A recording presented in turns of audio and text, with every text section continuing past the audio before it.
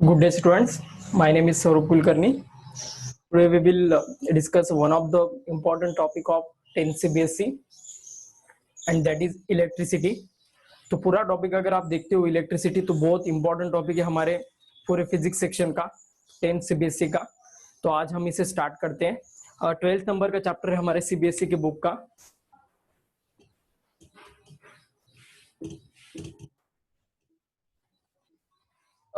तो स्टार्ट करते हैं हम इस टॉपिक को।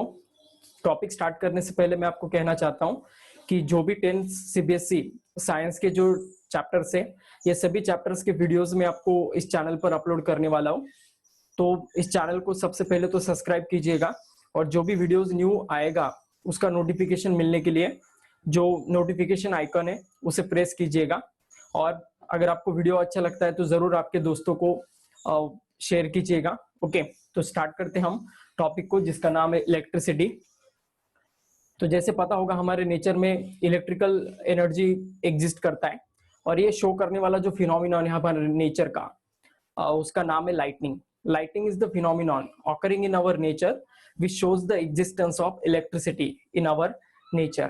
Okay, तो ये लाइटनिंग क्यों जनरेट होता है आपने कभी सोचा है इसके बारे में? जब आपको पता होगा कि दो क्लाउड्स एक दूसरे के ऊपर रब करते हैं तो एट दैट टाइम उनके ऊपर चार्ज डेवलप होता है और इसी चार्ज की वजह से लाइटनिंग स्ट्राइक क्रिएट होता है, लाइटनिंग स्ट्राइक ऑकर होता है। ओके, तो एक तो हमें समझ में आता है कि इलेक्ट्रिकल एनर्जी, ये जो इलेक्ट्रिसिटी है ये प्रोड्यूस करने के लिए चार्ज का बहुत इंपॉर्टेंट रोल है। तो हमें इस टॉपिक में जाने से पहले चार्ज के बारे में कुछ बेसिक पार्ट डिस्कस करना है और उसके बाद फिर हम टॉपिक के एक एक कंटेंट की ओर जाने वाले हैं। तो चार्ज क्या होता है देखो आप, जैसे आपको पता होगा कोई भी बॉडी पर चार्ज क्रिएट हो सकता है, वो बॉडी आइदर लिविंग थिंग हो या फिर नॉन लिविंग थिंग हो। चार्ज मतलब क्या होता है?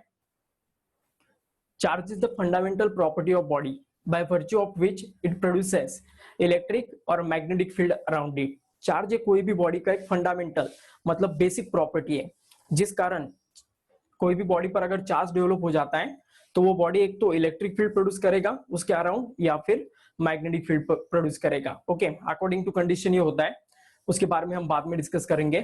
चार्ज क्यों प्रोड्यूस होता है ये आपने कभी सोचा है इसके बारे में? चार्ज क्यों प्रोड्यूस होता है? क्योंकि जब हम न्यूट्रल बॉडी या फिर कोई भी दो बॉडीज को एक दूसरे के ऊपर रब करते हैं तो एट दैट टाइम एक बॉडी अपने इलेक्ट्रॉन्स ट्रांसफर कर देता है दूसरे बॉडी में। जो बॉडी इलेक्ट्रॉन को ट्रांसफर करता है दूसरे बॉडी में इलेक्ट्रॉन को डोनेट करता है उसके ऊपर पॉजिटिव चार्ज डेवलप हो जाता है। और जो बॉडी एक्सेस इलेक्ट्रॉन को गेन करता है ऐसे बॉडी पर नेगेटिव चार्ज डेवलप हो जाता है। So when neutral body donates the electron it acquires positive charge and when neutral body gains the additional electron then this acquire negative charge, then this body acquires negative charge. This process is called as ionization. Okay, तो इस वजह से charge produce होता है, मतलब कोई भी neutral body पर एक्सेस चार्ज डेवलप हो जाए, एक्सेस इलेक्ट्रॉन आ जाए, ओके, तो वो बॉडी नेगेटिव चार्ज हो जाती है। और कोई भी न्यूट्रल बॉडी जब इलेक्ट्रॉन डोनेट करता है तो उसके ऊपर पॉजिटिव चार्ज डेवलप हो जाता है। तो इस वजह से चार्जिंग का प्रोसेस ऑकर होता है। ये चार्ज मेजर करने का ऐसा यूनिट होता है कूलम्स, जो साइंटिस्ट कूलम्स ने हमें बताया। और ये जो चार्ज होता है ये मेजर करने के लिए हम जो डिवाइस यूज करते हैं उसका नाम होता है इलेक्ट्रोस्कोप। ओके, तो चार्ज और चार्ज से रिलेटेड जो भी कंसेप्ट है ये आपने 8th सीबीएसई के साइंस में स्टडी किया है। अब हमें 10th सीबीएसई के साइंस में उसके कुछ एडवांस लेवल की ओर जाना है, जैसे कुछ बीट रहने वाले current, potential difference, ohm's law, resistivity. Okay, तो ये सब बिट्स हम देखने वाले हैं। टॉपिक थोड़ा बड़ा होने के कारण मैं इसे 2 वीडियोस में डिस्ट्रीब्यूट करने वाला हूं, तो ये वीडियो और इसके आगे का वीडियो आप देखना जरूर देखिएगा। ओके, तभी आपको ये पूरा चैप्टर कंप्लीट हो जाएगा और जितने भी सीबीएसई में आ गए क्वेश्चन है अभी तक वो सब हम कवर करने वाले हैं 3rd वीडियो में। ओके, तो इन तीनों वीडियोस को आप जरूर देखिएगा एक बार एक लिंक से, तो आपको पूरा चैप्टर समझने में आसानी होगा। तो इस टॉपिक के टेबल ऑफ कंटेंट की ओर जाते हैं हम। सबसे पहले हम बिट देखने वाले फ्री इलेक्ट्रॉन, ये सबसे पहला बिट रहेगा। दूसरा बिट रहेगा इलेक्ट्रिक करंट, 3rd बिट रहेगा पोटेंशियल डिफरेंस,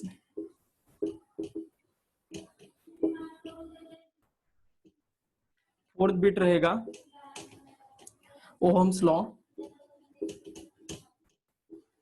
5th बिट रहेगा रेजिस्टिविटी,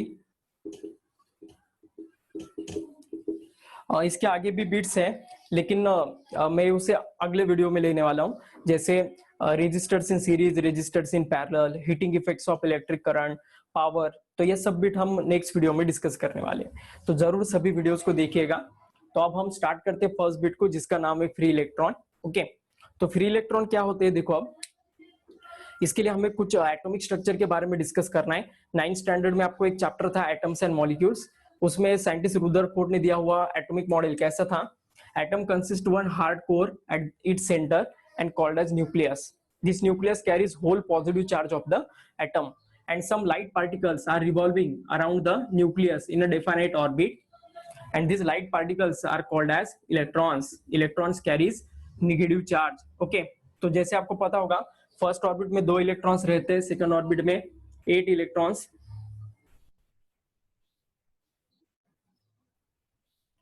तो हम एक सोडियम का एटम का स्ट्रक्चर निकालते हैं, तो सोडियम का इलेक्ट्रॉनिक कॉन्फ़िगरेशन 2,8,1 रहेगा, मतलब first orbit 2 electron, second orbit 8 and last orbit only 1 electron.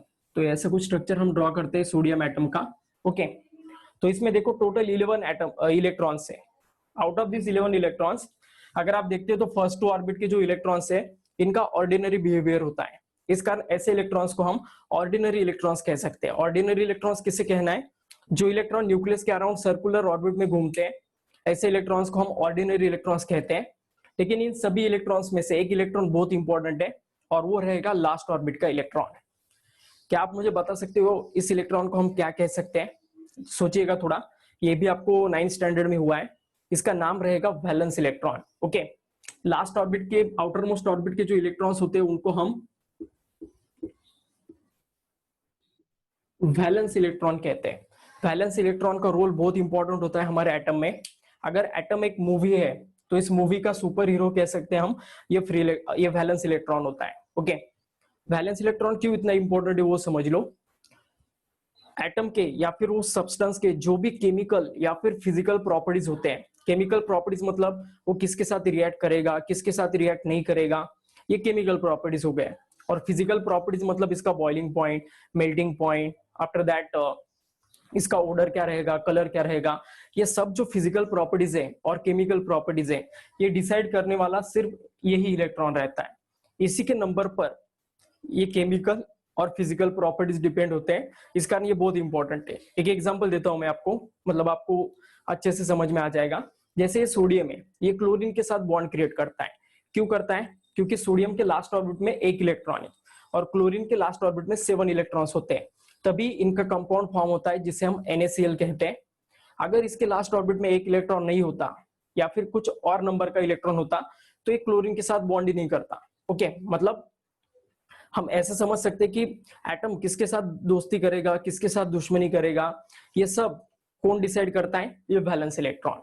इस कारण इस वैलेंस इलेक्ट्रॉन का बहुत इंपॉर्टेंट रोल होता है हमारे एटम के अंदर। ओके, अब देखो ये सिर्फ हम एक एटम के बारे में बात कर रहे हैं, लेकिन एटम अभी तक किसी ने देखा नहीं है। Atom is a very small entity. Okay, तो एटम को अकेला लेकर उसे बड़ा करके देखना और उसका स्टडी करना ये प्रैक्टिकली इम्पॉसिबल है।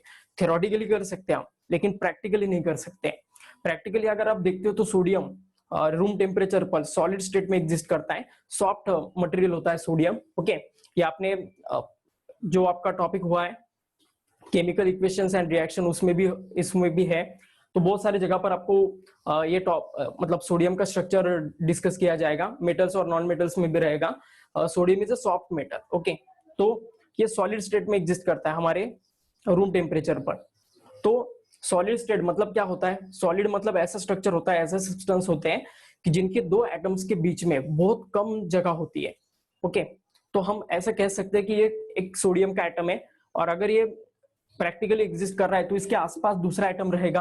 ओके, मतलब हम एक और एटम का यहाँ पर एक स्ट्रक्चर निकालते हैं, ये भी एक सोडियम का ही एटम है। ओके, तो देखो आप, जब ये वैलेंस इलेक्ट्रॉन घूमता है सर्कुलर ऑर्बिट में तो घूमते घूमते ये एटम के भी करीब आने वाला है, और जब वो इलेक्ट्रॉन यहाँ पर आएगा तो एट दैट टाइम इसे ये भी न्यूक्लियस क्या करने वाला है? अपनी ओर खींचने वाला है, और ये भी न्यूक्लियस अपनी ओर खींचने वाला है। उसका खुद का न्यूक्लियस भी रहेगा और दूसरे एटम का भी न्यूक्लियस रहेगा जो इसे अपनी ओर खींचने वाला है। मतलब इससे क्या समझ में आता है हमें? जब वैलेंस इलेक्ट्रॉन घूमता है लास्ट ऑर्बिट में तो ये दूसरे एटम के कांटेक्ट में आ जाता है, दूसरे एटम के फोर्स ऑफ अट्रैक्शन में आ जाता है, इन्फ्लुएंस में आ जाता है। इस कारण क्या होता है, ये इलेक्ट्रॉन पहले से ही टेंशन में होता है। जैसे बाकी के इलेक्ट्रॉन्स घूमते हैं वैसे ये नहीं घूमता है, ये थोड़ा टेंशन में घूमता है, थोड़ा डिस्टर्ब होता है इसका मोशन, क्योंकि इसके ऊपर सभी जो आसपास के एटम्स है उनका इन्फ्लुएंस रहता है। ओके, तो देखो अब ऐसे इलेक्ट्रॉन को अगर हम एक्सटर्नली बाहर से कुछ एनर्जी अगर सप्लाई करते हैं in the form of heat और in the form of light, okay, तो ये इलेक्ट्रॉन पहले से इसका भाव बढ़ा रहता है, सभी इलेक्ट्रॉन इसे अपनी ओर लेने की कोशिश करते हैं, और इसका एनर्जी बढ़ने के बाद तो सोचो ही मत, तो फिर ये क्या कर देता है, इलेक्ट्रॉन दोनों भी एटम को छोड़ देता है और अपना अपना ही बाहर निकल जाता है, और ऐसे इलेक्ट्रॉन को कहा जाता है फ्री इलेक्ट्रॉन। ओके, तो इस वजह से फ्री इलेक्ट्रॉन जनरेट होते हैं किसी भी स्ट्रक्चर के अंदर। कैसे जनरेट होते हैं free electron? When valence electron gains the additional energy, at that time it leaves the atom and acts as a free electron. Okay, तो फ्री इलेक्ट्रॉन इस वजह से प्रोड्यूस होते हैं। इसका डेफिनेशन या फिर कुछ ज्यादा कंसेप्ट नहीं आता है, सिर्फ दो ही पॉइंट आपको याद रखना है। पहला पॉइंट जो मैंने अभी बताया, when valence electron gains the additional energy then it leaves its atom and acts as a free electron. Okay, अब ये फ्री इलेक्ट्रॉन कोई भी स्ट्रक्चर के अंदर कैसे घूमता है इसके बारे में हम देखते हैं। ओके, सपोज ये एक सोडियम का एक पीस है, सोडियम का एक प्लेट है, ऐसा समझ लो आप, सोडियम मेटल से बना हुआ, तो इसमें नंबर ऑफ सोडियम के एटम्स रहते हैं।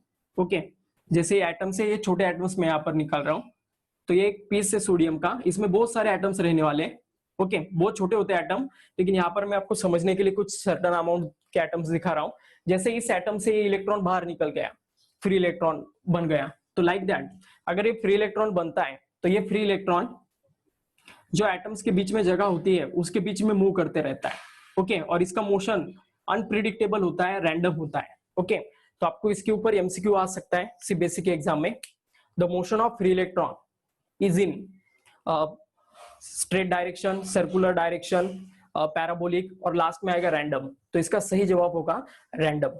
ओके, तो फ्री इलेक्ट्रॉन का मोशन अनप्रिडिक्टेबल होता है, वो जहां पर मर्जी करे वहां पर जाता है, इसी तो कारण उसका नाम फ्री इलेक्ट्रॉन है। आ रहा है समझ में? फ्री इलेक्ट्रॉन को हम फ्री इलेक्ट्रॉन क्यों कहते हैं? क्योंकि वो फ्री टू मूव होता है, उसका जी जहां करे वो वहां पर मूव कर सकता है, इस कारण इसे हम फ्री इलेक्ट्रॉन कहते हैं। So this is the concept about free electron.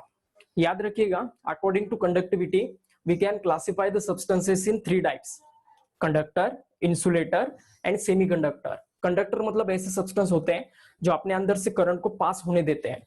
Insulator मतलब ऐसे सब्सटेंस होते हैं जो अपने अंदर से करंट को पास होने नहीं देते हैं।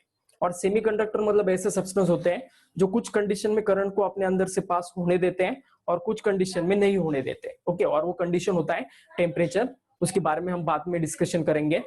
तो ये जो कंडक्टर, इंसुलेटर और सेमीकंडक्टर है, इनको भी हम क्लासिफाई कर सकते हैं according to number of free electron. Conductor के अंदर बहुत सारे फ्री इलेक्ट्रॉन्स प्रेजेंट होते हैं, इंसुलेटर के अंदर फ्री इलेक्ट्रॉन्स होते ही नहीं है, या फिर रहे तो भी बहुत कम होते हैं, और सेमीकंडक्टर के अंदर मॉडरेट वैल्यू में फ्री इलेक्ट्रॉन्स प्रेजेंट होते हैं। मॉडरेट मतलब कंडक्टर जितने ज्यादा भी नहीं और इंसुलेटर जितने कम भी नहीं। ओके, मीडियम वैल्यू में रहते हैं, तो इस वाइज फ्री इलेक्ट्रॉन का नंबर रहेगा कंडक्टर, इंसुलेटर और सेमीकंडक्टर में। ओके, तो आई थिंक आपको ये बीट समझ में आ गया होगा। तो फ्री इलेक्ट्रॉन्स के बारे में 2 ही चीजें आपको लिख कर लेना है, अगर नोटबुक है आपके पास तो लिख लीजिएगा। फ्री इलेक्ट्रॉन्स कैसे प्रोड्यूस होते हैं और उनका मोशन क्या होता है, इन्हीं 2 बीट पर आपको क्वेश्चन आ सकता है। ओके, फ्री इलेक्ट्रॉन कैसे प्रोड्यूस होते हैं उसका पॉइंट लिख लीजिएगा। When valence electron gains the additional energy then it leaves the atom and acts as a free electron. Okay, इसके बाद नेक्स्ट लाइन में लिख लीजिएगा, free electron moves in a conductor in a random motion. Random के नीचे underline कीजिएगा, important beat है, इसके ऊपर एमसीक्यू आ सकता है। तो हमारा फर्स्ट बीट यहाँ पर खत्म हो जाता है। फ्री इलेक्ट्रॉन कैसे प्रोड्यूस होते हैं ये मैंने आपको बता दिया। अब हम नेक्स्ट बीट की ओर जाने वाले हैं जिसका नाम है इलेक्ट्रिक करंट। ओके, तो इलेक्ट्रिक करंट भी एक इंपॉर्टेंट बीट है, इसका एक रफ डेफिनेशन आपको 8th स्टैंडर्ड में हुआ है। 8th स्टैंडर्ड के साइंस में आपको जरूर इलेक्ट्रिक करंट का डेफिनेशन हुआ है, लेकिन वो बहुत ही बेसिक था और बहुत इनिशियल डेफिनेशन था, जो था flow of charge per unit time is called as electric current. Okay, तो इलेक्ट्रिक करंट किसे कह सकते हैं हम? Flow of charge per unit time is called as electric current. तो इसके बारे में हम अब डिस्कशन कर रहे हैं, इलेक्ट्रिक करंट। ओके, तो देखो अब इलेक्ट्रिक करंट का रफ डेफिनेशन जो मैंने अभी डिस्कशन किया, flow of charge per unit time is called as electric current. Electric current is denoted by symbol I, charge is denoted by Q and time is denoted by small t। अगर हम इनके ऐसा unit देखते हैं तो electric current का ऐसा unit होता है एम्पियर। एम्पियर साइंटिस्ट ने हमें इलेक्ट्रिक करंट के बारे में बताया, तो उसी के नाम पर हम ये यूनिट दे देते हैं। 1 ampere is equal to 1 coulomb upon 1 second. ठीक है, तो ये रहेगा 1 एम्पियर का equivalent unit wise value, 1 coulomb upon 1 second. Okay, तो देखिएगा, आप कॉन्सेंट्रेट कीजिएगा, इलेक्ट्रिक करंट के सिंबल को मैंने I से डिनोट किया, उसके यूनिट को कैपिटल A से। चार्ज के सिंबल को मैंने Q से डिनोट किया, कैपिटल, और उसके यूनिट को कैपिटल C से। लेकिन टाइम देखिए आप, टाइम को मैंने स्मॉल लेटर से इंडिकेट किया है और उसके यूनिट सेकंड को भी स्मॉल लेटर से इंडिकेट किया है, ऐसा क्यों? तो इसका रीजन है, ऐसा सिस्टम में जो भी यूनिट हम देते हैं वो अगर किसी साइंटिस्ट ने हमें बताया है तो उस यूनिट को हम कैपिटल लेटर से डिनोट करते हैं, और अगर वो किसी साइंटिस्ट थ्रू हमें नहीं मिलता है तो उसे हम स्मॉल लेटर से डिनोट करते हैं, उस क्वांटिटी के सिंबल को भी और उसके यूनिट के सिंबल को भी। याद रखिएगा, ये इंपॉर्टेंट एक बीट है एसआई सिस्टम का। अगर कोई यूनिट साइंटिस्ट थ्रू हमें मिलता है तो उसके एसआई यूनिट को हम कैपिटल लेटर से डिनोट करते हैं। जैसे 9th स्टैंडर्ड में आपको न्यूटन भी था, तो साइंटिस्ट न्यूटन ने वो बताया था, इस कारण कैपिटल एन हम यूज करते हैं उसके सिंबल में। ओके, तो इस वाइज बीट रहेगा, याद रखिएगा। ओके, तो इसके बाद आपको 1 एम्पियर का डिफिनेशन डिफाइन करने के लिए आता है। 1 एम्पियर मतलब क्या होता है? 1 कूलम्ब अपॉन 1 सेकेंड। 1 कूलम्ब क्या होता है? चार्ज, और 1 सेकेंड क्या होता है? टाइम। तो 1 कूलम्ब चार्ज अगर वायर में, चार्ज कहां पर फ्लो हो सकता है? कंडक्टर में या फिर वायर में। ओके, तो बेटर वे कंडक्टर कहिएगा। If 1 coulomb charge is flows in a conductor for 1 second, अगर 1 कूलम्ब चार्ज 1 सेकंड के लिए मूव होता है किसी कंडक्टर के अंदर, तो उस कंडक्टर में कितना करंट प्रोड्यूस हो जाएगा? 1 एम्पियर। तो यही 1 एम्पियर का डेफिनेशन रहेगा, लिख लीजिएगा इसे, और करंट के डेफिनेशन को भी। If 1 coulomb of charge is flows for 1 second, then amount of current generated in that conductor is 1 ampere. तो ये 1 एम्पियर का डेफिनेशन 1 मार्क के लिए हमें पूछा जाता है सीबीएसई में। ओके, तो आई थिंक आपको ये डेफिनेशन क्लियर हो गया होगा। करंट का देखो आप बेसिक डेफिनेशन जो बताया था मैंने, flow of charge per unit time, तो ये भी लिख सकते हो आप, और इसका एक एडवांस डेफिनेशन भी लिख सकते हो जो 10th स्टैंडर्ड का है।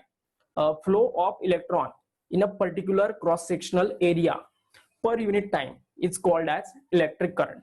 तो ये करंट का डेफिनेशन लिखेंगे आप तो बहुत अच्छा होगा। ओके, ज्यादा कंसेप्चुअल डेफिनेशन ये है, मतलब इलेक्ट्रॉन का अगर फ्लो होता है, इलेक्ट्रॉन कहां पर फ्लो करते हैं? कंडक्टर में। Okay, if flow of electron in a particular cross sectional area per unit time is called as electric current. अब क्रॉस सेक्शनल एरिया मतलब क्या होता है वो समझ लो। जैसे ये वायर है, वायर का पता है आपको शेप कौन सा होता है? सिलिंड्रिकल शेप होता है इस वजह से। तो ये जो सर्कुलर पोर्शन नजर आ रहा है सामने वाला, इसे क्रॉस सेक्शनल एरिया कहा जाता है, और ये इलेक्ट्रॉन्स उसी क्रॉस सेक्शनल एरिया से मूव करते हैं वायर के अंदर। तो इसी कारण इसका डेफिनेशन क्या बताया मैंने? Flow of electron in a particular cross sectional area per unit time is called as electric current. Okay, तो ये करंट का डेफिनेशन, करंट का फॉर्मूला, करंट के यूनिट और 1 एम्पियर का डेफिनेशन, इतना ही आपको पूछा जाता है सीबीएसई में। इसके बाद और एक बिट याद रखिएगा, इलेक्ट्रिक करंट, तो करंट का मीनिंग होता है फ्लो। फ्लो के सेंस में हम ये वर्ड यूज करते हैं, जरूरी नहीं कि हमेशा इलेक्ट्रॉन का ही फ्लो हो। इलेक्ट्रिक करंट मतलब इलेक्ट्रॉन का फ्लो, ये तो पता है, लेकिन अगर सिंपली करंट ये वर्ड कहीं पर यूज किया जाता है तो वो किसी और चीज का भी फ्लो वो इंडिकेट कर सकते हैं। जैसे वाटर करंट, वाटर करंट मतलब फ्लो ऑफ वाटर से जनरेट होने वाला क्वांटिटी जो रहेगा उसे हम वाटर करंट कह सकते हैं। If water flows from one point to another point, then water current is generated, like that. If wind is flows from one point to another point, then wind current is generated. Okay, like that. If news flows from one person to another person, then that type of news we call it as a current news. Okay, तो ये current word हम day to day life में बहुत जगह पर use करते हैं, लेकिन बच्चे उसका मिसअंडरस्टैंडिंग कर देते हैं कि करंट मतलब हमेशा वो इलेक्ट्रिक करंट ही रहेगा। ऐसा नहीं है, करंट मतलब फ्लो के तौर पर हम ये वर्ड यूज करते हैं, और करंट अलग अलग चीजों का होता है। ओके, तो इलेक्ट्रिक करंट के बारे में जब हम बात करते हैं तो एट दैट टाइम किसका फ्लो रहेगा? फिर इलेक्ट्रॉन का। तो याद रखिएगा इसे। ओके, तो ये इंपॉर्टेंट बिट है अबाउट इलेक्ट्रिक करंट। अब देखो करंट का जो यूनिट है वो एम्पियर है, लेकिन एम्पियर ये यूनिट प्रैक्टिकली बहुत बड़ा हो जाता है। ओके, मतलब ऐसा unit of current is ampere, no doubt, लेकिन प्रैक्टिकली जो करंट का वैल्यू हम हमारे डे टू डे लाइफ में मेजर करते हैं वो बहुत ही छोटे अमाउंट का होता है, एम्पियर से भी छोटा होता है। ओके, तो एट दैट टाइम हमें छोटे यूनिट्स को करंट के इस्तेमाल करना पड़ता है, जैसे 1 milli ampere, small m into A, इसे 1 मिली एम्पियर कहा जाता है, और इसका कन्वर्जन रहेगा 10⁻³ एम्पियर। ये एमसीक्यू में पूछा जाता है या फिर न्यूमेरिकल सॉल्व करते वक्त भी हमें लगता है। इसके बाद 1 माइक्रो एम्पियर, यू जैसा सिंबल होता है ये, और इसे म्यू कहा जाता है। This letter is called as, Greek letter होता है ये, इसे म्यू कहा जाता है। इसका प्रोनाउंसिएशन यम और यू दोनों को एक साथ बोलना, म्यू। ओके, तो 1 micro ampere is equal to 10⁻⁻6 ampere. Okay, तो ये करंट के छोटे यूनिट से जनरली हम करंट इसी रेंज में मेजर करते हैं। आपको एक एग्जांपल देके समझाता हूं मैं। जैसे आपको पता होगा मास का यूनिट केजी होता है, लेकिन हमेशा हम हर जगह पर केजी यूनिट नहीं यूज करते हैं, कभी केजी से बड़ा यूनिट भी यूज करते हैं, कभी केजी से छोटा यूनिट भी यूज करते हैं। According to substance and quantity of that substance we are using the unit for mass. Okay, जैसे आपको पता होगा अगर हम बड़े से किसी चीज को खरीदते हैं, जैसे गेहूं हो या फिर कोई अदर जो बड़े थिंग्स हैं, उनको अगर हम खरीदते हैं तो एट द टाइम वहां पर हम टन या फिर क्विंटल्स ऐसा मास का यूनिट यूज करते हैं। वही अगर हम सोनार के पास जाते हैं सोना खरीदने, तो एट द टाइम हम उसे ग्राम्स में सोना लेते हैं। हम कभी उसे ऐसा नहीं बोलते कि मुझे 0.00000001 टन सोना चाहिए, तो it is not conventional at that point. Okay, तो अकॉर्डिंग टू कंडीशन हमें यूनिट यूज करना पड़ता है। तो लाइक दैट करंट का एम्पियर तो यूनिट है, लेकिन ये बहुत बड़ा है, लेकिन करंट को हम छोटे यूनिट्स में मेजर करते हैं जनरली। ओके, जो रहेगा milli ampere and micro ampere. Okay, तो इस वाइज करंट का बीट रहेगा। आई होप आपको ये समझ में आ गया होगा। तो हमारा सेकंड बीट यहाँ पर खत्म होता है इलेक्ट्रिक करंट। उसके पहले यहाँ पर एक क्वेश्चन दिया जाता है आपको, वो क्वेश्चन हम सीबीएसई का डिस्कस करते हैं। जैसे देखो, अब एक इलेक्ट्रॉन पर क्या आपको पता है कितना चार्ज प्रोड्यूस होता है? Tell me the number of tell me the value of charge on 1 electron. कोई बता सकता है? सोचो इसके बारे में। जैसे आपको पता होगा इलेक्ट्रॉन कैरीज नेगेटिव चार्ज, लेकिन उसका कुछ वैल्यू तो होना चाहिए। नेगेटिव पॉजिटिव ये नेचर हुआ चार्ज का, लेकिन चार्ज का कुछ मैग्नीट्यूड तो होना चाहिए। तो चार्ज का मतलब इलेक्ट्रॉन के चार्ज का वैल्यू होता है 1.6 इंटू 10⁻⁻19 कूलम। ओके, तो 1.6 into 10⁻⁻19 coulomb, this is the value of charge on 1 electron.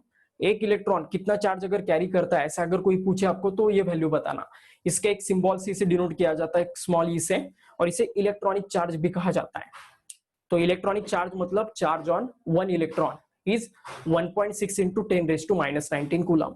तो इसी के ऊपर डिपेंडेंट चार्ज का एक प्रॉपर्टी होता है जिसे क्वांटाइजेशन ऑफ चार्ज कहा जाता है। चार्ज ऑलवेज क्वांटाइज्ड होता है, मतलब चार्ज ऑलवेज कोई भी बॉडी पर जो रहेगा, total charge on any body is integral multiple of electronic charge. Okay, मतलब किसी भी बॉडी पर जब चार्ज प्रोड्यूस होता है तो हमेशा इंटीग्रल मल्टीपल में होता है इलेक्ट्रॉनिक चार्ज के।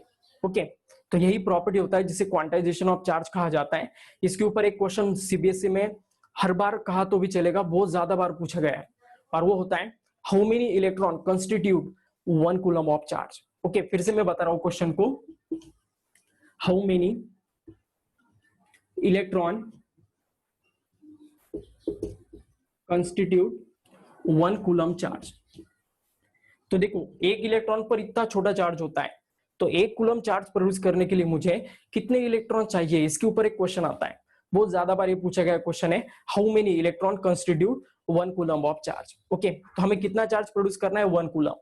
और हाउ मेनी मतलब नंबर निकालना है, नंबर मतलब n का वैल्यू निकालना है। तो एट दैट टाइम ये फॉर्मूला यूज करना है, q मतलब टोटल चार्ज, n मतलब इंटीजर, ओके एनी इंटीजर होता है, और e मतलब इलेक्ट्रॉनिक चार्ज, जिसका वैल्यू आपको लर्न रखना है 1.6 इंटू 10⁻⁻19 कूलम। ओके, तो यहाँ पर हम वही फॉर्मूला यूज करने वाले, q is equal to NE। Okay, तो n का वैल्यू निकालना है, तो n इज इक्वल टू आ जाएगा q बाय E। ओके, तो आगे देखिएगा, q मतलब क्या रहेगा? चार्ज ऑन टोटल चार्ज कितना चाहिए हमें? 1 कूलम।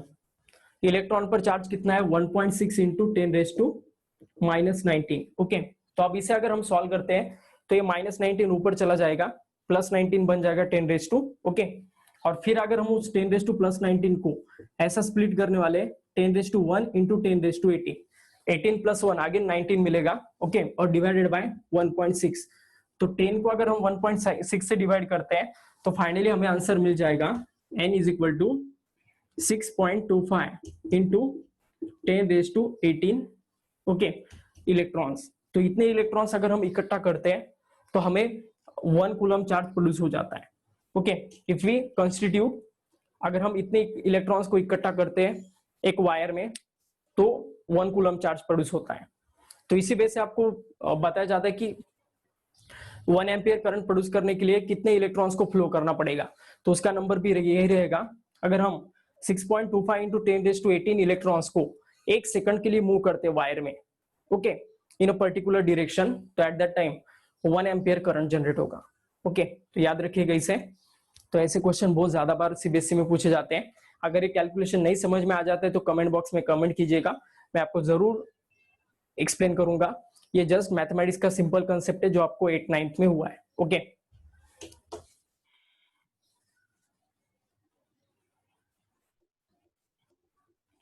तो इसके बाद हम नेक्स्ट बीट पर जाते हैं जिसका नाम है पोटेंशियल डिफरेंस। लेकिन उस बीट में जाने से पहले कुछ बेसिक पार्ट में आपके साथ डिस्कशन करना चाहता हूं। जैसे अब देखो एक कंडक्टर में यहां पर लेने वाला हूं, ये एक कॉपर का कंडक्टर है ठीक है। कॉपर का एक वायर है जिसे मैंने जस्ट कट किया है। तो इस कॉपर के वायर के अंदर क्या होते हैं बताओ। This copper wire contain large number of free electrons okay, जो यहाँ पर मैं डॉट के साथ रिप्रेजेंट कर रहा हूं। तो कोई भी कंडक्टर हो तो उसके अंदर लार्ज नंबर में फ्री इलेक्ट्रॉन्स प्रेजेंट होते हैं और इनका मोशन कैसा होता है, रैंडम ओके। रैंडम मतलब कुछ इलेक्ट्रॉन ऊपर जा रहे हैं तो कुछ इलेक्ट्रॉन नीचे जाते हैं, कुछ इलेक्ट्रॉन अगर राइट में जा रहे हैं तो कुछ इलेक्ट्रॉन लेफ्ट में, कहीं पर भी जा सकते हैं, फ्री टू मूव होते हैं ओके। तो ये इलेक्ट्रॉन्स रैंडम मोशन में होते हैं ओके। तो सोचो आप इलेक्ट्रॉन्स क्यों ना हो, मतलब कोई भी इलेक्ट्रॉन क्यों ना हो, उसके ऊपर निगेटिव चार्ज होता है, एक पर्टिकुलर चार्ज होता है इलेक्ट्रॉन पर। इलेक्ट्रॉन मूव हो रहा है मतलब कौन मूव होता है, चार्ज ओके। तो चार्ज मूव होने से, चार्ज फ्लो होने से कौन सा क्वांटिटी जनरेट होगा, इलेक्ट्रिक करंट। अभी पढ़ाया था मैंने आपको, flow of charge per unit time is called as electric current. तो ऐसा अगर है तो फिर इस वायर में भी करंट जनरेट होना चाहिए। जस्ट मैंने एक टुकड़ा लिया है वायर का, तो क्या उसके अंदर करंट जनरेट होता है, सोचो इसके बारे में, थोड़ा दिमाग पर जोर दीजिएगा। कोई भी एक खाली वायर लिया है मैंने, ना उसके साथ बैटरी कनेक्ट कर रहा हूं ना सेल कनेक्ट कर रहा हूं, कुछ भी सप्लाई नहीं है, तो बताओ मुझे क्या उस वायर में करंट प्रोड्यूस होगा या नहीं। एक हाँ या ना एक जवाब पर जाइएगा आप जल्दी से।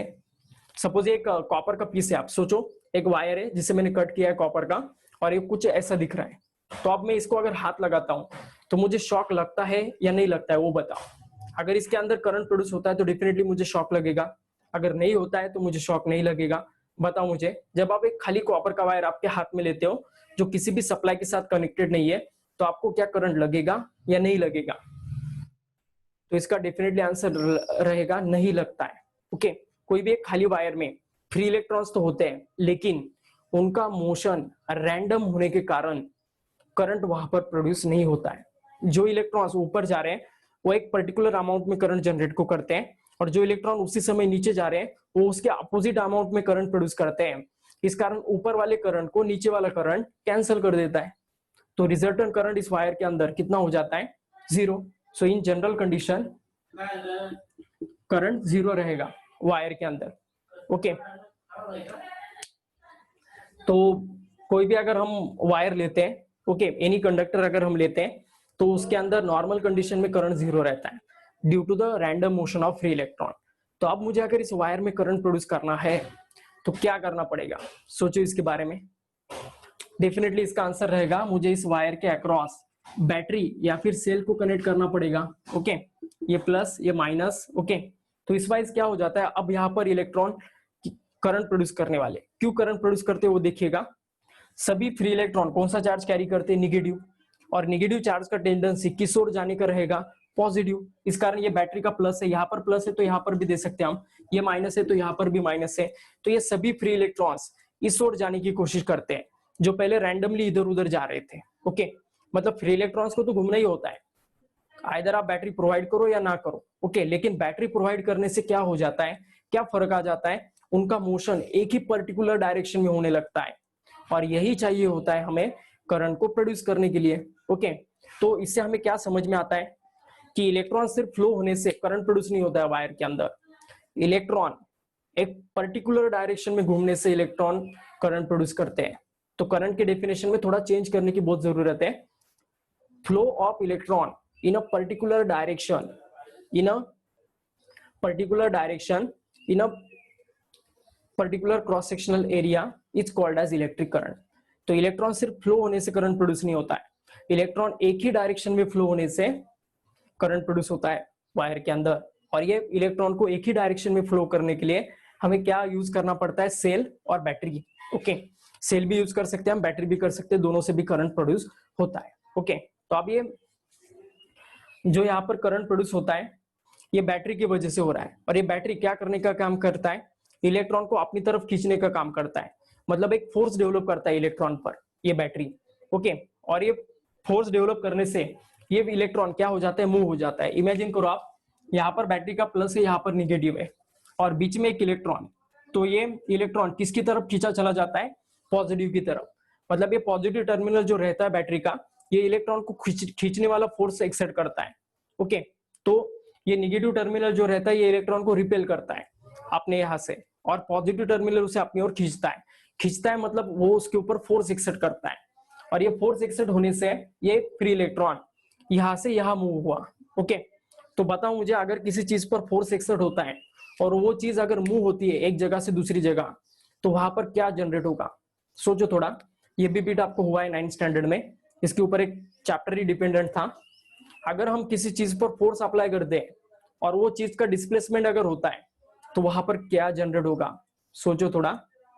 तो डेफिनेटली इसका आंसर रहेगा work, because work is a product of force into displacement, okay. मतलब यहाँ पर हम क्या करते हैं, कुछ वर्क क्रिएट करते हैं इस बैटरी के जरिए। जब कभी भी हम बैटरी अप्लाई करते हैं किसी कंडक्टर के अक्रॉस, तो at that time free electrons positive terminal की ओर मूव होते हैं, और इनके मूवमेंट की वजह से एक वर्क वहां पर क्रिएट होता है, और इसी वर्क को कहा जाता है पोटेंशियल डिफरेंस। तो यही रहेगा पोटेंशियल डिफरेंस का कंसेप्ट, ओके। मतलब ये बैटरी क्या करता है, एक फोर्स एक्सर्ट करता है इन इलेक्ट्रॉन्स पर, और उस फोर्स का नाम होता है इलेक्ट्रोमोटिव फोर्स, ओके। EMF ऐसा कहा जाता है इसे, ओके। बैटरी EMF प्रोड्यूस करता है, EMF मतलब इलेक्ट्रोमोटिव फोर्स, इलेक्ट्रॉन को मोटिवेट करने वाला फोर्स, ओके। तो ये पोटेंशियल डिफरेंस का अगर डेफिनेशन बताना है तो हम कैसे बता सकते हैं, the amount of work done required to move unit positive charge from one point to another point is called as potential difference. फिर से एक बार सुनिएगा, the amount of work done required to move unit positive charge from one point to another point is called as potential difference. तो potential difference denote हम V से करते हैं, और इसका फॉर्मूले में देखो आप, अमाउंट ऑफ वर्क डन मतलब वर्क है, ओके, ऑन चार्ज है, ओके। इस कारण इसका फॉर्मूला रहता है work done per unit charge, okay, W/Q। तो पोटेंशियल डिफरेंस याद रखिएगा, डिनोट भी हम V से करते हैं और मेजर भी V में करते हैं।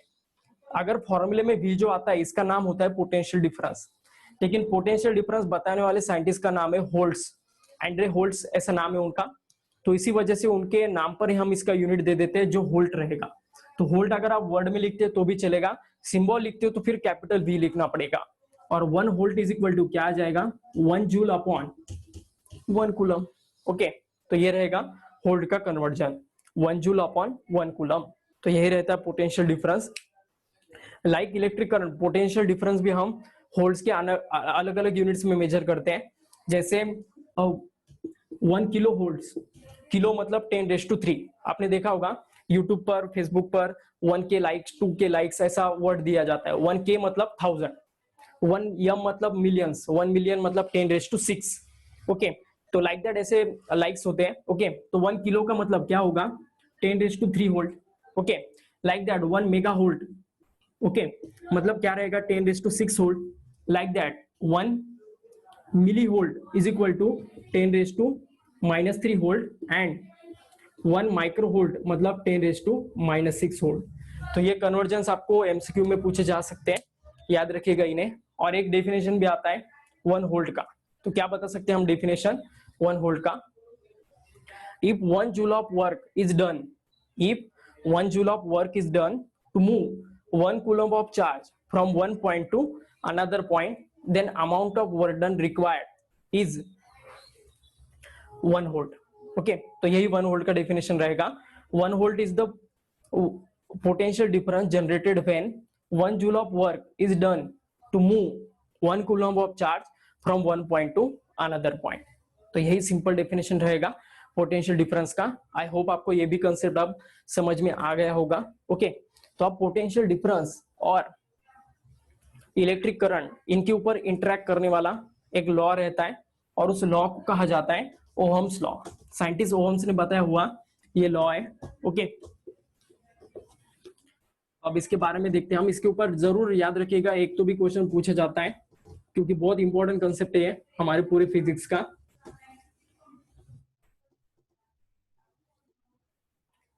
Ohm's law. Okay, Ohm's law interaction करता है पोटेंशियल डिफरेंस और इलेक्ट्रिक करंट में। ओके, तो क्या रहेगा ओहम्स लॉ देखिएगा। उसके पहले हमें एक एक्सपेरिमेंट देखना है। 2 टैंक्स मुझे लेना है, ठीक है। ये एक टैंक हायर हाइट पर रहेगा जिसके अंदर कुछ वाटर है, और एक दूसरा टैंक है जिसके अंदर भी कुछ सर्टेन अमाउंट ऑफ वाटर रहेगा। ओके, ये टैंक हायर हाइट पर है, ये टैंक लोअर हाइट पर है, तो दोनों के बीच में हाइट का डिफरेंस है। अब इनको हम एक पाइप के जरिए कनेक्ट करने वाले हैं, तो डेफिनेटली आप पानी कहां से कहां फ्लो होगा बताओ? वाटर कहां से कहां फ्लो होने वाला है? From this beaker to this beaker. Okay, बड़े मतलब हायर हाइट पर रखे जो बीकर्स हैं उसमें से पानी लोअर हाइट पर रखे वाले बीकर पर पास होने वाला है, तो वाटर का यहाँ पर फ्लो होगा। ओके, मतलब यहाँ पर वाटर का करंट जनरेट होता है, ठीक है। तो इसको हम इंटरेक्ट कर सकते हैं हमारे इलेक्ट्रिक नेटवर्क के साथ। यहाँ पर जो हाइट का डिफरेंस है वो हमारे इलेक्ट्रिक सर्किट में पोटेंशियल का डिफरेंस होता है जिसे हम V से डिनोट कर रहे हैं, और यहाँ पर जो वाटर का करंट जनरेट होगा इन दोनों के हाइट के डिफरेंस की वजह से उसे हम I से डिनोट कर रहे हैं। ओके, तो देखो आप, अगर मैं इस बीकर को और भी हाइट पर लेके जाता हूं और इस बीकर को और भी कम हाइट पर लेके जाता हूं तो पोटेंशियल डिफरेंस इंक्रीज होने वाला है, और जैसे ही पोटेंशियल डिफरेंस इंक्रीज होगा लाइक दैट वाटर का फ्लो भी इंक्रीज होने वाला है। समझ में आ रहा है? मतलब इन 2 बीकर्स के बीच का हाइट का डिफरेंस मैं अगर बढ़ाते चले जाता हूं तो वाटर का फ्लो बढ़ते रहेगा, ज्यादा जोर से वाटर फ्लो होने वाला है। और इन दोनों के बीच का अगर हाइट का डिफरेंस मैं कम करते चले जाता हूं तो वाटर का जो करंट रहेगा वो भी कम होगा। मतलब इससे क्या समझ में आता है, हम अगर हम पोटेंशियल डिफरेंस को बढ़ाते हैं तो करंट भी बढ़ेगा, और पोटेंशियल डिफरेंस को अगर हम कम करते हैं तो करंट भी कम होगा। ओके, तो V is directly proportional to I रहेगा। मतलब potential difference applied across the conductor is directly proportional to the electric current flowing through that conductor। किसी भी कंडक्टर के अक्रॉस हम कितना पोटेंशियल डिफरेंस अप्लाई कर रहे हैं उतना ही उस वायर में, उसके प्रोपोर्शनली उस वायर में करंट प्रोड्यूस होता है। तो अगर हम पोटेंशियल डिफरेंस को धीरे धीरे बढ़ाते हैं तो करंट भी धीरे धीरे बढ़ने वाला है, और अगर हम पोटेंशियल डिफरेंस को धीरे धीरे कम करते हैं तो करंट भी धीरे धीरे कम होने वाला है। मतलब पोटेंशियल डिफरेंस और करंट एक दूसरे को डायरेक्टली प्रोपोर्शनल रहने वाले, यही बताता है हमें Ohm's law. Okay, so electric current flowing in a conductor is directly proportional to the potential difference applied between its conductor. लेकिन ये लॉ हम कुछ कंडीशन में ही अप्लाई कर सकते हैं, और वो कंडीशंस होते हैं एट द टाइम जिस कंडक्टर पर हम ओहम्स लॉ अप्लाई कर रहे हैं उस कंडक्टर का लेंथ, एरिया, मटेरियल और टेम्परेचर, ये चारों पैरामीटर कांस्टेंट होना जरूरी है। तभी हम कह सकते हैं कि V is directly proportional to I। L मतलब लेंथ, A मतलब एरिया, M मतलब material of the conductor and T मतलब टेम्परेचर। LAMT ऐसा एक शॉर्ट फॉर्म याद रखिएगा ट्रिक के तौर पर, तो आपको जरूर याद रहेगा LAMT, length, area, material and temperature of the conductor. तभी हम कह सकते हैं कि V डायरेक्टली प्रोपोर्शनल रहेगा I के साथ। तो अब यहां पर मैं आपको स्टेटमेंट बता रहा हूं ओहम्स लॉ का, इसे लिख लीजिएगा। The electric current flowing through the conductor, the electric current flowing through the conductor is directly proportional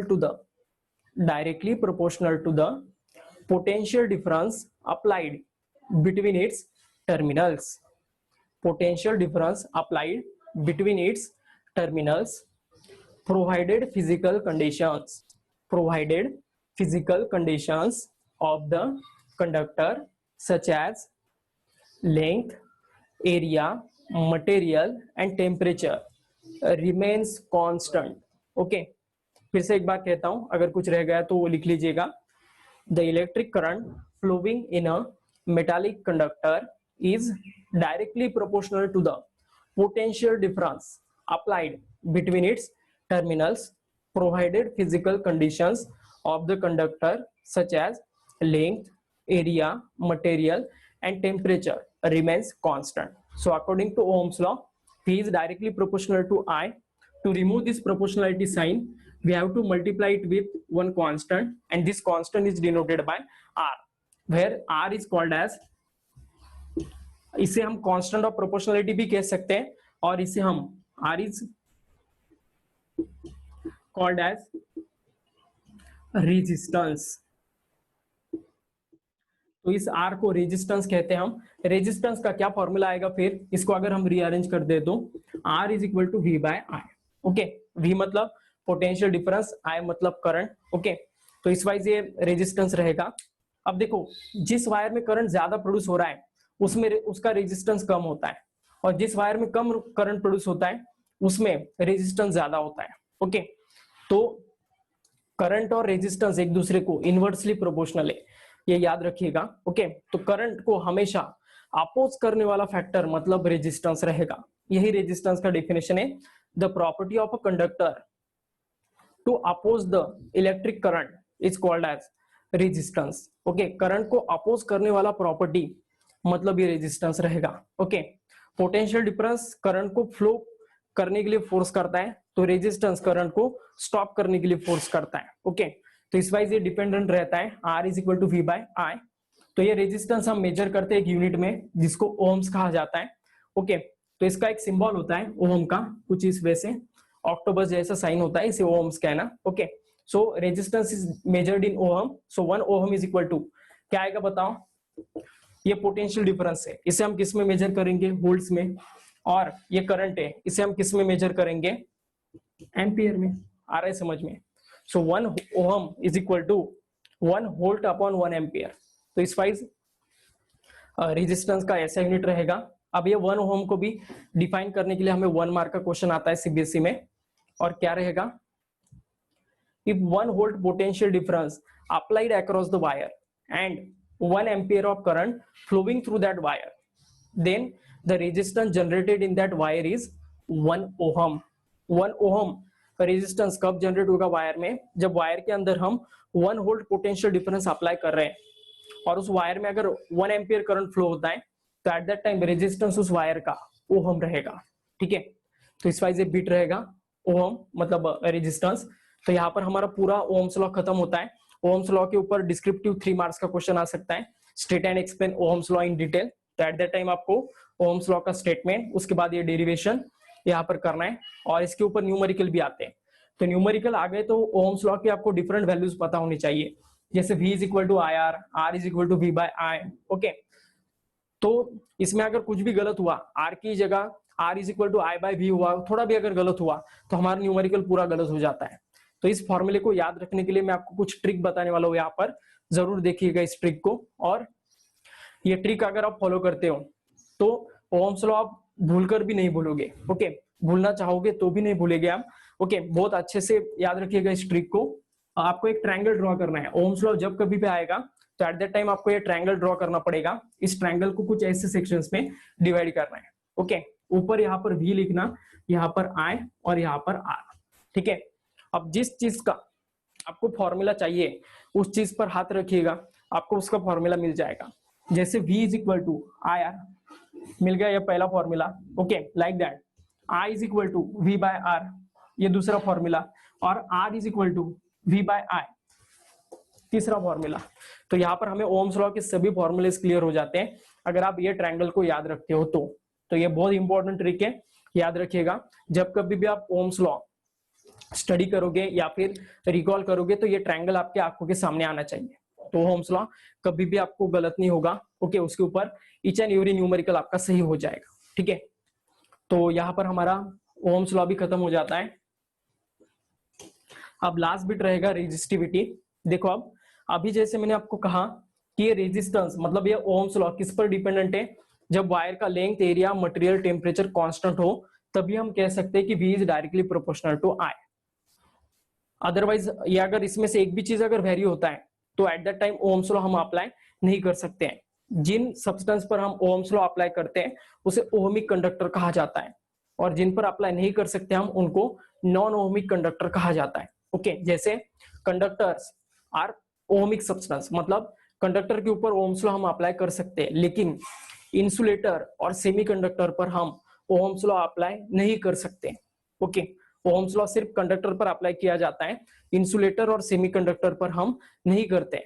okay, याद रखिएगा इसे। तो याद रखिएगा आप ओहमिक कंडक्टर किसे कहना है और नॉन ओहमिक कंडक्टर किसे कहना है।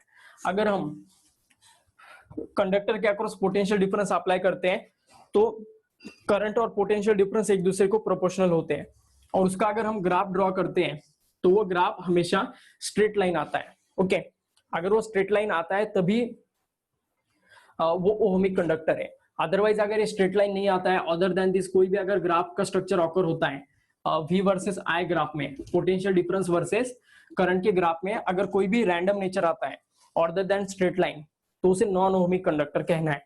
तो इसके ऊपर भी आपको प्रैक्टिकल क्वेश्चन आता है, स्कूल में आपके प्रैक्टिकल लिए जाते हैं इसको, इस ग्राफ को ड्रॉ करने के लिए। ओके, तो जरूर देखिएगा एट दैट टाइम।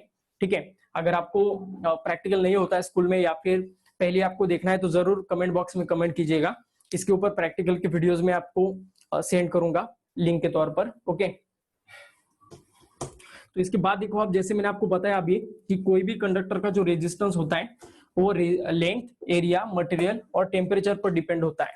ठीक है, तो मुझे अगर एक वायर का रेजिस्टेंस कंपेयर करना है दूसरे वायर के साथ तो मैं कर नहीं सकता हूं। कब तक? जब तक उस वायर का मुझे लेंथ, एरिया, मटेरियल और टेम्परेचर पता नहीं हो तब तक।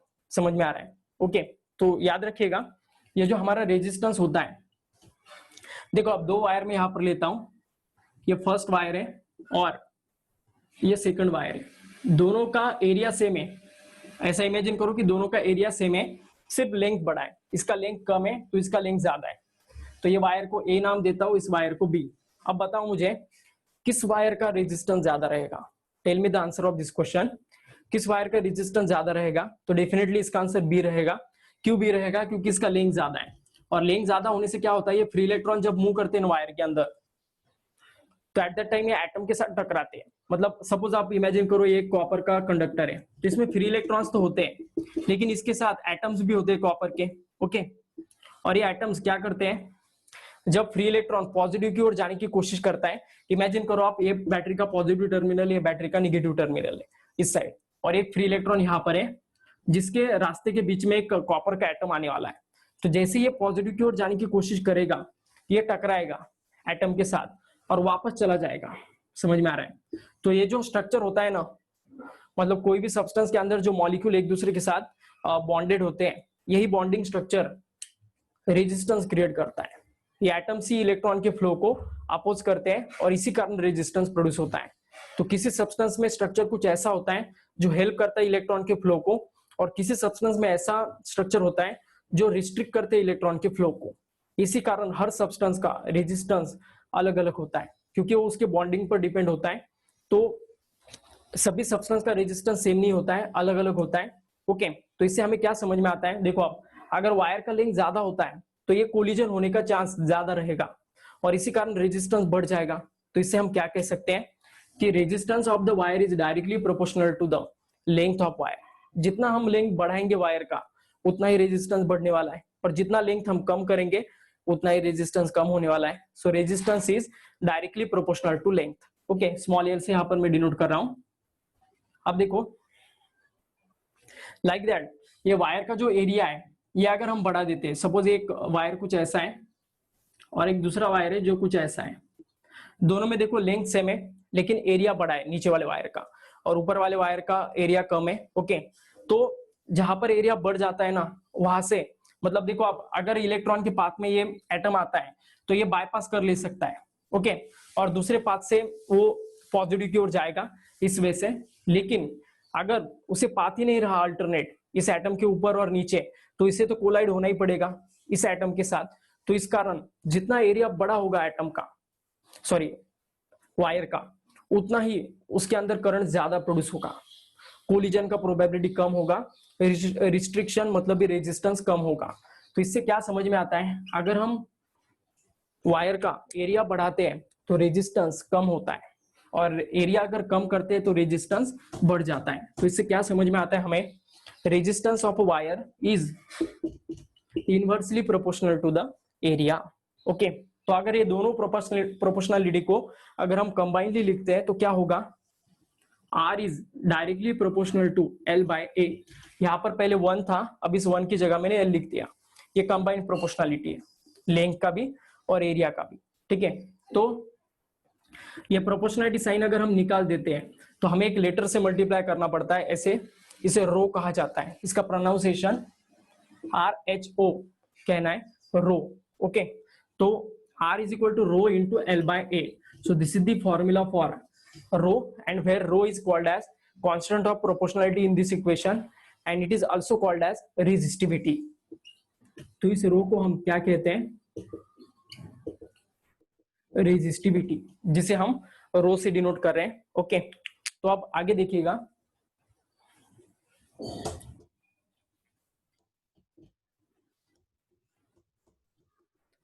तो देखो अब ये रेजिस्टिविटी वायर का कैसे हम डिफाइन कर सकते हैं। इसके डेफिनेशन के लिए आपको एक एग्जांपल लेना पड़ता है, एक वायर लेना है हमें, और इस पहले तो हम रेजिस्टिविटी का फॉर्मूला डिफाइन रीअरेंज करते हैं। जैसे देखो R is equal to rho into L by A है, तो ये A ऊपर जाएगा और L नीचे जाएगा, तो रेजिस्टिविटी रो का फॉर्मूला क्या मिलेगा, RA बाय L। तो अब रेजिस्टिविटी को मुझे डिफाइन करना है, तो इसके लिए मुझे एक वायर लेना पड़ता है जिसका एरिया कितना लेना है, 1 मीटर स्क्वायर, और लेंथ कितना लेना है वायर का, 1 मीटर। तो ऐसा एक वायर लेना है मुझे जिसका एरिया 1 मीटर स्क्वायर हो और लेंथ 1 मीटर हो। तो ये दोनों वैल्यूज मैं अगर यहां पर पुट करता हूं तो क्या मिलेगा मुझे answer, rho is equal to R, area का वैल्यू 1 है, लेंथ का भी 1 है, तो rho is equal to R मिल रहा है। तो रेजिस्टिविटी नथिंग बट रेजिस्टेंस के साथ इक्वल आ रहा है। तो रेजिस्टिविटी को कैसे डिफाइन कर सकते हैं हम, वो अच्छे से समझ लो। Resistivity is nothing but a resistance measured when wire having unit cross sectional area and unit length. किसी भी पैरामीटर अगर 1 हो, 1 मीटर स्क्वायर, 1 सेंटीमीटर स्क्वायर, तो इसे यूनिट एरिया कहा जाता है।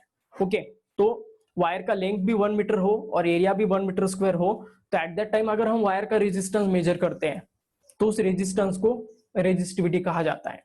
रेजिस्टेंस हम किसी भी लेंथ में किसी भी एरिया में मेजर कर सकते हैं, लेकिन मुझे अगर रेजिस्टिविटी मेजर करना है तो मुझे इस वायर का कंपलसरी एरिया कितना लेना पड़ेगा, 1 मीटर स्क्वायर, और लेंथ कितना लेना पड़ेगा, 1 मीटर। तो यही डेफिनेशन रहता है रेजिस्टिविटी का।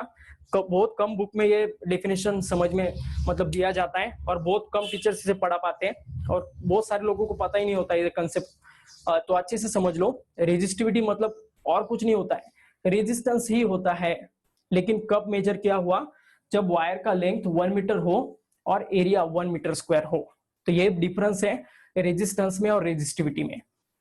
रेजिस्टिविटी मतलब एक रेजिस्टेंस ही होता है, लेकिन कुछ स्पेशल कंडीशन में मेजर किया हुआ। इसी कारण रेजिस्टिविटी को अनदर वर्ड होता है स्पेसिफिक रेजिस्टेंस। ओके, याद रखिएगा, resistivity is also called as